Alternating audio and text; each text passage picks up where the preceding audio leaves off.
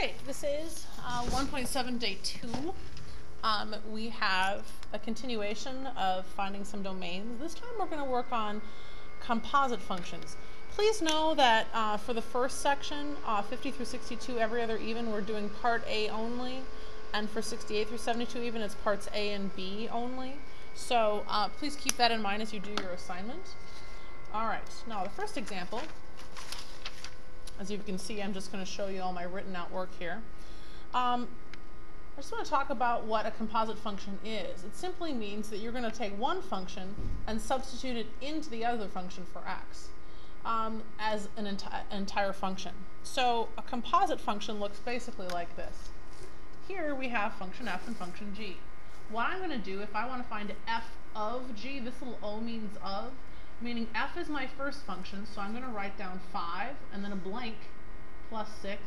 And into those blanks where my x's used to be, I'm going to put the entire function of g in that spot. So it looks like this. 5 times this whole function and then plus 6. Okay? So then I just simplify what this is. I distribute with a 5 and simplify by adding like terms. This is f of g. Take an f, substituting the entire function g wherever you find an x for f. Now the domain is going to be the intersection of g and your final function f of g. Now g, there are no square roots and no fractions, so that's going to be all real numbers. F of g is your final answer. Again, no square roots and no fractions, so all real numbers. So the intersection of f and g is, again, all real numbers.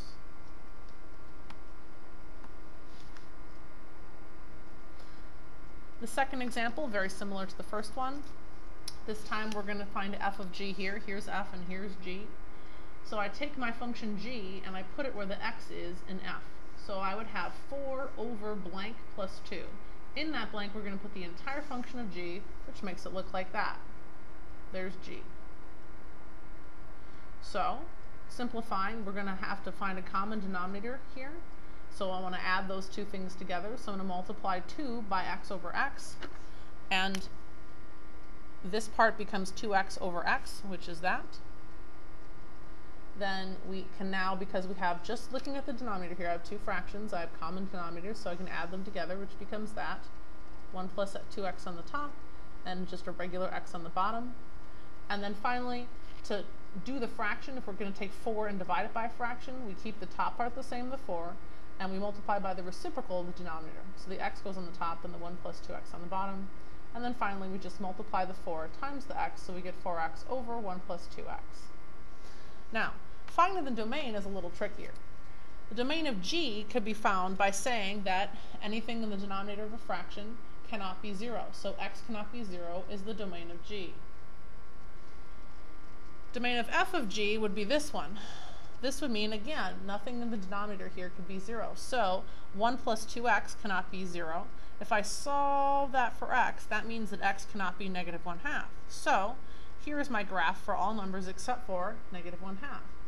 And you see the intersection of this graph and this graph would mean that it would be all numbers that they both have in common. So you'd have to omit both the negative 2 and the 0, or sorry, negative 1/2 and the 0 in order to have a final answer. So this would be my final answer. We talked about how to write these. They go from negative infinity to negative 1/2, from negative 1/2 to 0, and from 0 to positive infinity, using parentheses all across to exclude the specific values from the domain. Finally, one more example. Again, finding f of g. We take our function f, and wherever there's an x, we put the entire function of g in that position. So that becomes square root of the quantity x minus 4, quantity squared, plus 3.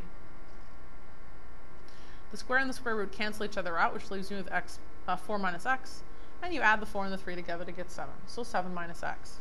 Now, the domain of that is the intersection of the domain of g, which is that function.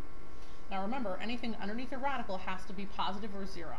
So we will say 4 minus x, it has to be greater than or equal to 0. If we solve this, we then get x is less than or equal to 4. Remember, we switched the inequality around because we divided by negative 1. That's what these stars are indicating. So the domain of just our g function is going to be all those x's less than or equal to 4. The domain of your resulting function, f of g, is all real numbers because there are no square roots here and there are no fractions. So that would be all real numbers. And what is the intersection of those two functions? Well, it's what they have in common, so it's just this portion right here. So the domain of our final answer is from -∞ to 4 with a bracket.